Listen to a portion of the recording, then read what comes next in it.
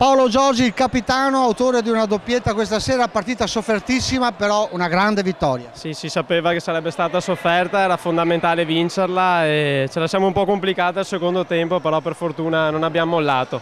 Senti, è una vittoria questa che potrebbe rilanciarvi in campionato anche. Beh, era fondamentale, dopo la sconfitta di venerdì dovevamo assolutamente vincerla. Un primo tempo perfetto.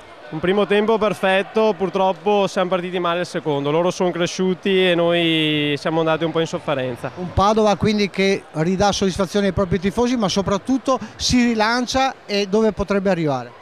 Un Padova, per ora il gioco c'è, un Padova che sicuramente può crescere, può togliersi qualche soddisfazione. Un po' più attenti in trasferta magari. Sicuramente sì, in trasferta dobbiamo migliorare, in casa abbiamo un pubblico fantastico che ci supporta, ci spinge, in trasferta dobbiamo far meglio.